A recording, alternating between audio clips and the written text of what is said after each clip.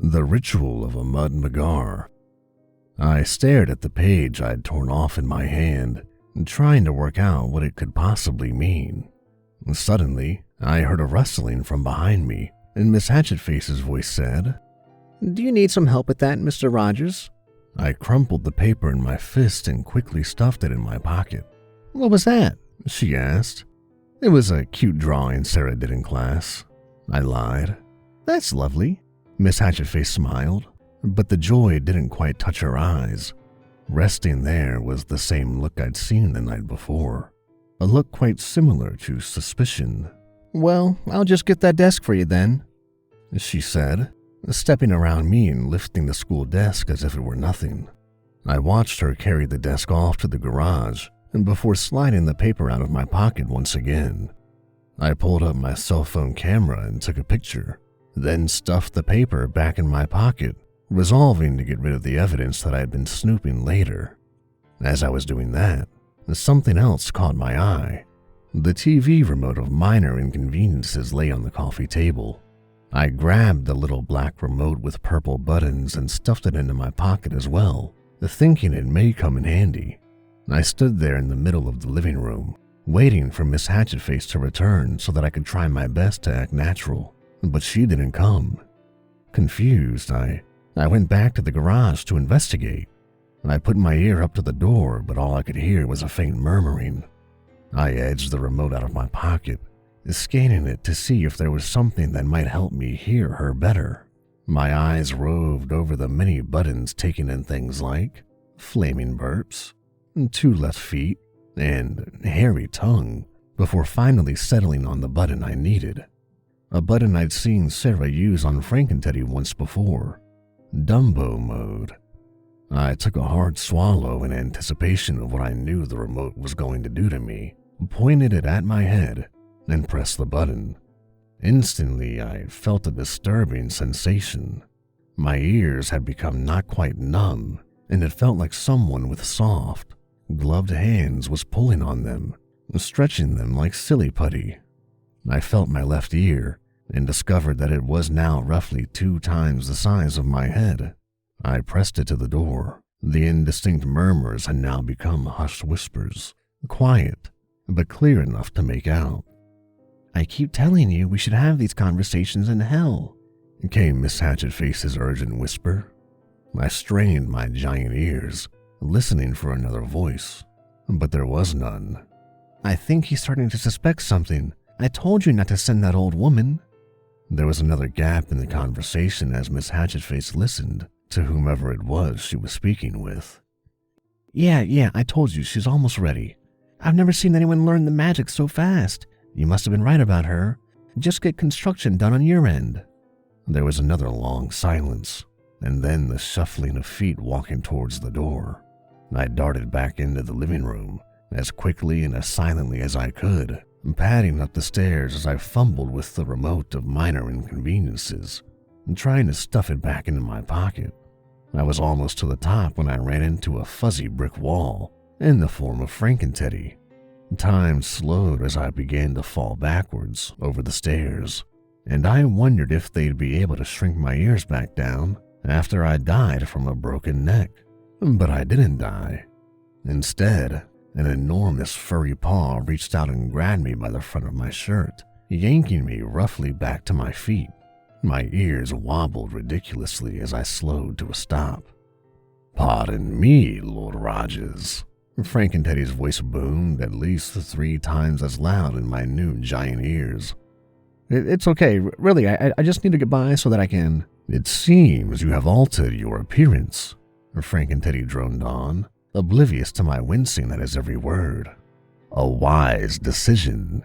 Your nose looks much smaller compared to your new ears." Wait, what's wrong with my nose?" "There is nothing wrong with it. It is glorious and noble, like my father's nose."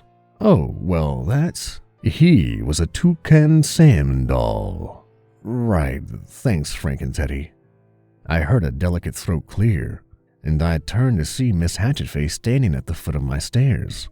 "Oh my," she said, her voice choked out and strained as she tried to hold back her laughter. What happened to your ears, Mr. Rogers? I just got to fooling around with the remote, I said sheepishly. Do you know how to reverse it? Just hit the previous channel button, she said, laughing. I pointed the remote at my head and did as she said. My ears shrunk down, but then I heard the sound of ripping fabric, and there was a peculiar sensation I'd never felt before. It felt like... Miss Hatchetface? Yes, Mr. Rogers? Do I have a pig's tail? Yes, Mr. Rogers. How do I get rid of the tail? Hit the mute button. Thank you. I pointed the remote at myself and hit the mute button. This time I felt the pig's tail disappear, replaced by a slight breeze through the hole it had left in my trousers. Your appearance has been restored to normal, Frankenteddy boomed. Your nose is once again the glorious apex of your face. Thank you, Frankenteddy. Now, if you don't mind letting me through, I need to go upstairs to my office and get some work done. Of course, Lord Rogers. Frankenteddy stepped to the side, and with some difficulty, I managed to squeeze past him. I went into the study and pulled up my laptop, opened the web browser, and began scouring the internet for information about the pentagram I'd found.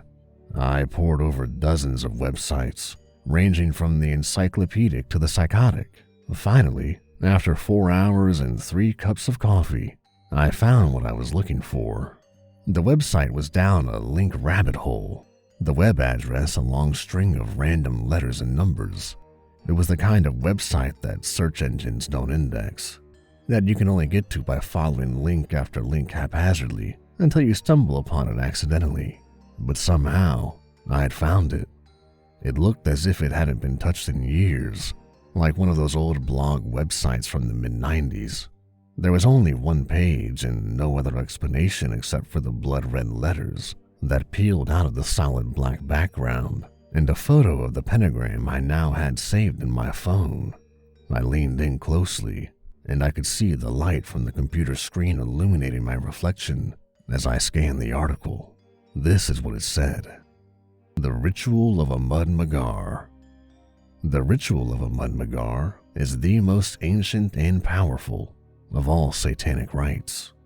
It's a type of portal magic that acts on the barrier between the dimensions of hell and earth. The barrier is impenetrable from the side of hell, but it is not flawless.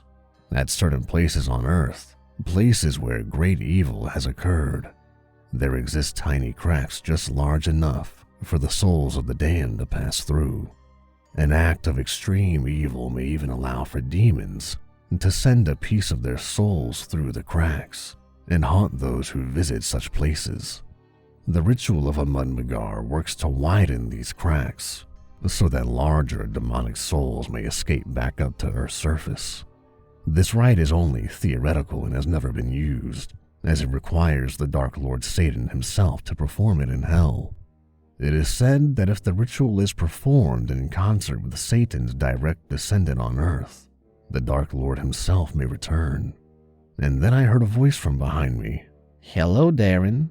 I whirled around in my office chair to see Miss Robin standing in the open doorway, those ancient and hateful yellow eyes glowering at me over her thick fishbowl lenses. How did you get in here? The door was locked. Miss Robbins only clicked her tongue and moved closer to me. You're not gonna stop Satan from taking over this planet, she said, wagging a finger at me. You're too late. The ritual has already begun. 2 thoughts went through my head at that point. The first was that Miss Robbins looked more like a frog than ever, and the second was that I still had the remote of minor inconveniences stuffed inside my back pocket. Before any more thoughts had time to flicker across my consciousness, I'd yanked it out of my pocket and begun mashing buttons randomly as I pointed it at Miss Robbins. What? She said in surprise. Her protests were stifled as a blast of silver light hit her directly in the tongue, which swelled to monstrous proportions, flopping out of her mouth and down onto the ground. she yelled at me, hurling a ball of green fire directly at my head. I ducked just in time and the fire shattered off the wall behind me, sending off little green sparks that ignited the carpet wherever they landed. I seized the office chair and hurled it at her, and as she ducked, I managed to pound a couple more buttons. The first blast missed and hit the wall, causing a huge patch of wavy purple hair to erupt through the shattered pieces of what had been my office. But the second blast struck her right in the stomach, sending her toppling over backwards, covered in orange and silver feathers. She sprang back to her feet with surprising agility, heaving a black blob of oil at me that I deflected into the wall with my laptop. I dropped the laptop when I realized that a dozen little oily hands had grown out of it and began reaching out to grab me. I hit her with one last blast of bright golden light, and she burst into laughter. At first, I thought she was mocking me, until I looked down to see that I'd hit the little purple button, shaped like a hand that read, "Tickle Fit," underneath. Triumphant and merciless, I marched towards her, mashing the volume button over and over again. Her laughter first became uproarious gales, and then thunderous shrieks as I tormented her. Distracted by my task, I became aware of two things far too late. The first was that beneath the tempest shrieks of Miss Robinson's laughter, my stairs were screaming in protest as heavy feet took them two at a time. And the second was that a bit of green fire had dripped down from the ceiling of my study and landed directly on my head, and in 2 seconds my hair would be entirely engulfed in flames. The culmination of these two events came at the same time. Frankenteddy appeared in the doorway of my study, and I felt the white-hot fire as it touched my scalp. "You are on fire!" Frankenteddy roared as he hurtled the shrieking Miss Robbins and raced towards me. "Allow me to pat it out." "Frankenteddy, no!" But my cry went unheeded, and darkness enveloped me as Frankenteddy's humongous paw came crashing down on the top of my head. I awoke an indeterminate time later in my own bed, the faces of Sarah and my demonic family staring down at me. I noted with some pleasure that Miss Robbins and Satan were both absent among them. I reached up to feel my scalp and breathed a sigh of relief when I felt hair there. That relief fizzled out, however, when I saw that the few loose strands that came off in my hand were wavy and purple. Miss Hatchetface's face wrinkled up in concern. "Are you okay, Mr. Rogers?" "Yeah, I'm okay now." "Well, that's good," a familiar voice said from behind me. "You gave us quite a scare there, Derek." I tilted my head up to see Satan grinning down at me. Oh no. The first apocalypse. I closed my eyes and rubbed my aching head, trying to remember how things had spiraled so far out of control. It had started with an innocuous typo in a letter, and somehow devolved to the point that I was having my very own private apocalypse in my living room. "Look, Satan, I don't know why you're here on Earth, but can it wait? Now's not really a good time for me to be caught up in the apocalypse. I'm trying to put the finishing touches on my next book." "Well, I could come back after you finished, but I was hoping to get out of hell before it froze over," said Satan. I sighed. "If you were going to show up uninvited, you could have at least given me a warning first." "I thought you'd be happy to see me," Satan replied, with feigned hurt in his voice. "Satan, in the short time I've known you, you've turned my house into a zoo and my daughter into a conduit for satanic magic. Why would I be happy to see you?" Satan rubbed his chin. "Well, first off, who doesn't like the zoo?" Frankenteddy cleared his throat. Right, sorry, forgot about the whole bear thing, but seriously, Derek, your daughter was already... Oof." Miss Hatchetface elbowed him in the ribs and he stopped talking. "Look, if you want to take over the world, I can't stop you, but you can't stay here while you do it." "Take over the world? I'm the CEO of HellCorp. Why would I want to take over this dump?" "Miss Robbins said you were going to take over the Earth." "And you believed that old bat? She was just trying to get your goat, Derek. That's how she is.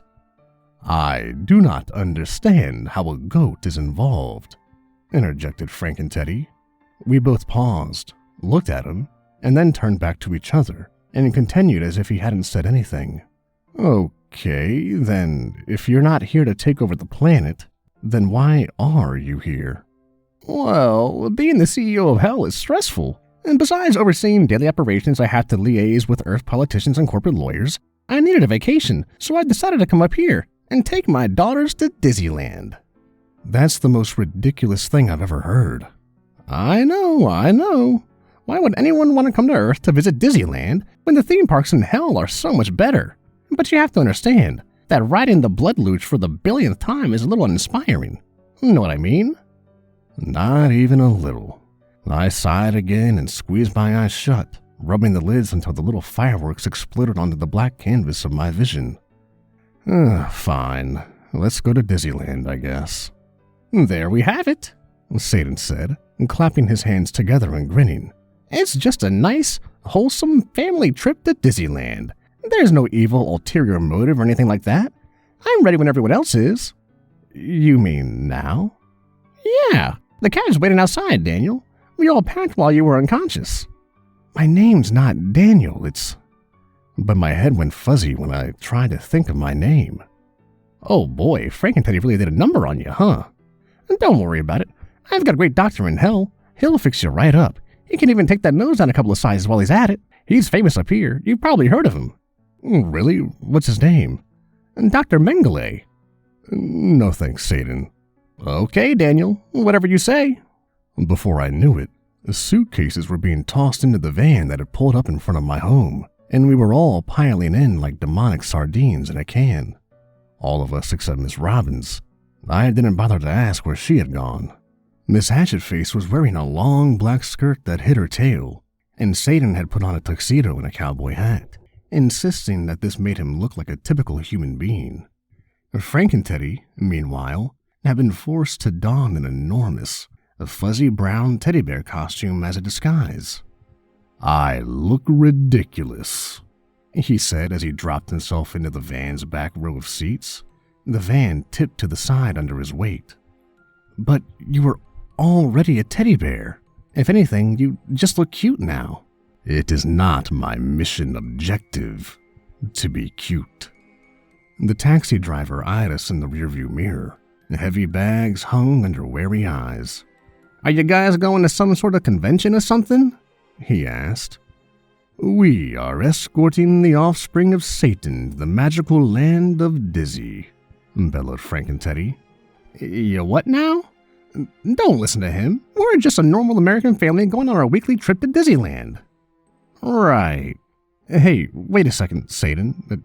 Didn't you say you were bringing your daughters along? Where are they? Satan tugged on his collar. They're, waiting for us at the park. Don't worry about it. Miss Hatchetface cocked her head to the side and gave him a quizzical look, but she didn't say anything. The van pulled out of the driveway, and soon we were on the road in earnest. Sarah and Satan sat in the van's middle row of seats, while Miss Hatchetface was squeezed into the back seat between Frank and Teddy and me. We had wanted to put someone in the front seat, but the cab driver had insisted that he needed that seat for his golf clubs. He even moved them out of the trunk to put them there. We had only been on the road for about 15 minutes when a thought suddenly occurred to me. Hold on a second, I said, turning to Miss Hatchetface. Why are we taking the cab? I can just drive us. She smiled at me. Do you remember what your name is yet? Of course I do. But my head went all fuzzy again when I tried to think of my name. What is my name? Your name is Mr. Sillyhead, said Sarah, giggling. She turned around and squinted her bright blue eyes at a huge grin. Frank and Teddy turned his big, fake head towards me. I was not aware of your new name. Apologies, Lord Sillyhead. Satan didn't answer the question. He was too busy leaning over the back of the front passenger's side seat and grinning widely at the driver, asking him questions like, how did you get your skin so tight? And what exactly is the function of a sphincter? I felt Miss Hatchetface's warm hand close over mine. "Your name is Darren," she said. Her big black eyes shone like ink-colored jewels. "My name is Darren," I repeated. After that, I must have lost some time because the next thing I remember, we were pulling over at a rest stop. "Gotta fill up the tank," the driver explained. "We won't be making many more stops between here and Disneyland, so if you want to grab some drinks or snacks, now would be the time." We all climbed out of the van and stretched our legs. "I'm headed inside to hit the John. Can somebody watch the pump?" A quick look around confirmed that everybody else had to use the restroom too, except for Frank and Teddy. My body does not require urination to function. The driver looked confused, but seemed to be in quite a hurry to use the bathroom himself, and so he decided letting Frank and Teddy watch the pump was worth the risk. We headed inside to the toilets, and afterwards grabbed some peach rings and sunflower seeds. When we got to the checkout counter, Sarah turned to me and said, "You should ask if Frank and Teddy want something to drink." "Oh, yeah, that's a good idea." I opened the door and leaned out to call to Frank and Teddy, but I stopped dead when I saw what he was doing. He had taken the nozzle out of the gas tank of the car and stuck it in his mouth so that it was shooting gasoline down his throat. I burst through the door of the convenience store and sprinted to the car.